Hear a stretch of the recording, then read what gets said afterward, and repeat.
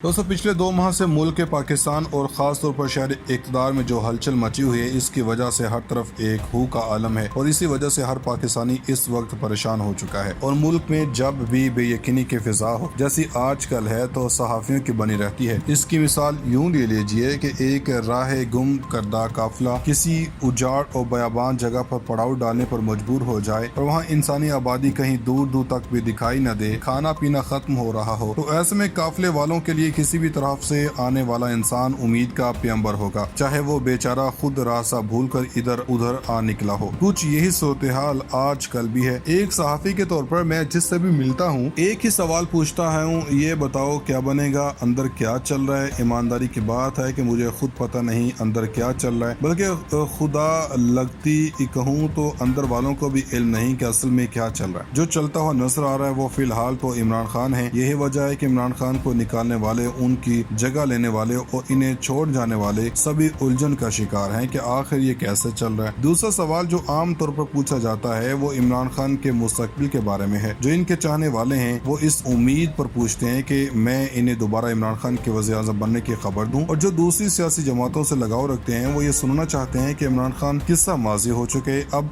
इक़्तिदार के रास्ते इन पर बंद हो चुके, वगैरह वगैरह। पूछने वाले के तेवर कैसे भी हों, मेरे पास एक ही जवाब है और वो है कि इमरान खान के इक़्तिदार में आने के इम्कानात इतने ही रोशन हैं जितने 2018 में थे। तजुर्बा यह है कि इस जवाब के बाद असल सवाल आता है कि क्या मुक़्तदर ऐसा होने देगी। तहरीक इंसाफ की हामी ये सवाल उम्मीद भरी नजरों से देखते हुए पूछते हैं और दीगर जमातों को पसंद करने वाले जरा भवें उचका कर तेज लहजे में पूछते हैं। हर दो को मेरा मुख्तसर जवाब होता है कि हाँ, इस एतमाद से ये जवाब यूं दिया जा सकता है कि इसका हवाला तारीख है। तारीख में हमें ज्यादा दूर नहीं, फक्त जुल्फ़िकार अली भुट्टो तक जाना पड़ेगा। भुट्टो की सियासी परवरिश मुक़्तदरा ने की। इन्होंने हर वो खेल खेला जो इन्हें खेलने के लिए कहा गया। जब भुट्टो को इल्म हुआ कि अब वो मुक़्तदरा के लिए काबिल कबूल नहीं रहे, इन्होंने पहले अमरीकी साजिश कहकर लोगों को असल बात बताने की कोशिश की। जब इन्हें गिरफ्तार करके फांसी देने का फैसला हो चुका तो इन्होंने मुक़्तदरा के कुछ किरदारों के नाम ले लेकर बात करना शुरू कर दी। उस वक्त तक पुलों के नीचे से बहुत सा पानी गुजर चुका था। वो फांसी के फंदे पर झोल गए और इनकी जमात मुक़्तदरा के नजदीक नाकाबिल कबूल करार पाई। इनकी मौत के बाद इनके खानदान ने बड़ा जोर लगाया कि हैयत मुक़्तदरा में इन्हें कुछ सूख मिल जाए, मगर ऐसा ना हो सका। भुट्टो के ठीक 25 बरस बाद तक पीपल्स पार्टी मुक़्तदरा के लिए नाकाबिल कबूल रही। 2004 में मोहतरमा बेनज़ीर भुट्टो की मुफाहमत कर लेने की सोच, अमरीकी मुआवनत और परवेज़ मुशर्रफ की जरूरत ने मिलकर ऐसा माहौल बना दिया कि पीपल्स पार्टी और मुक़्तदरा एक दूसरे के करीब आ गए। 25 बरस बाद मसलहत गालिब आ गई और बेनज़ीर भुट्टो के बाद तो कबूलियत तकरीबन इंज़माम में ही बदल गए। अब हालत यह है कि झूठी मूठी शकरंजियों के सिवा पीपल्स पार्टी के शरीक चेयरमैन मुक़्तदरा के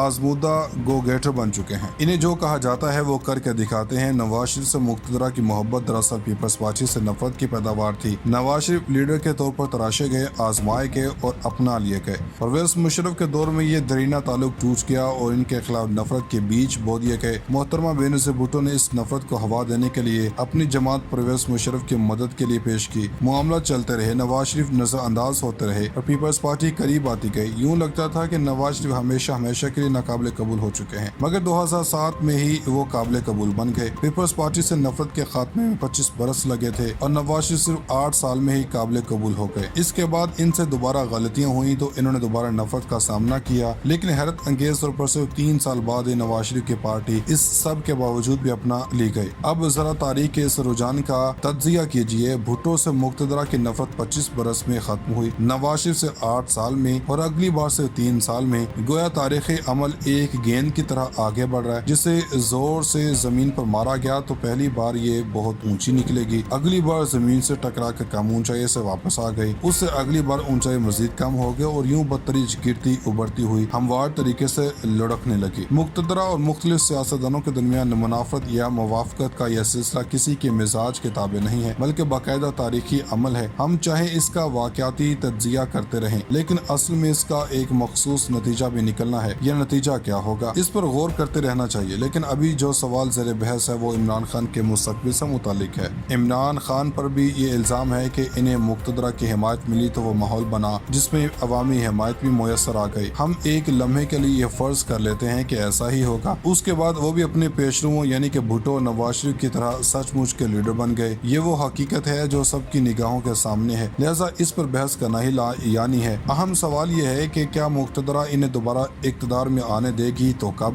اگر ہم تاریخ کے جاری رجحان کو دیکھیں تو یہ بات کافی وثوق کے ساتھ کہی جا سکتی ہے کہ آئندہ عام انتخابات سے پہلے ہی ان کے تمام جھگڑے طے ہو جائیں گے۔ ایک صحافی کے طور پر میں یہ بھی عرض کر سکتا ہوں کہ ان کے ساتھ معاملہ طے ہونے کی طرف چل پڑے ہیں، بات چیت کے دروازے کھل چکے ہیں اور کسی نہ کسی سطح پر رابطہ بھی قائم ہو چکا ہے۔ موجودہ حکومت کو یہی غم کھایا جا رہا ہے کہ وہ عمران خان کو نکالتے نکالتے خود نکل رہی ہے۔ اب اس کے پاس اس کے سوا کوئی راستہ نہیں کہ وہ توشہ خانے کے کاغذات چھان چھان کر کچھ نکالے اور اپنے دل کو تسلی دیتی رہے۔ نواز شریف نے جو بہت کچھ کہہ کر حاصل کیا تھا، عمران خان نے بغیر کچھ کہے ہی حاصل کر لیا۔ کسی کو یقین نہیں آتا تو تاریخ کے آئینے میں اپنا چہرہ دیکھ لیں۔ دوستو، یہ ایک ایسے صحافی کی جنم سے دعویٰ کیا گیا جو کہ پاکستان کی صحافت کا جانا پہچانا نام ہے اور ان کا نام حبیب اکرم ہے۔ دوستو، اس کے علاوہ وزیر اعلیٰ خیبر پختونخوا محمود خان نے کہا ہے کہ عمران خان کی حکومت آزاد خارجہ پالیسی اختیار کرنے کی وجہ سے ختم کی گئی۔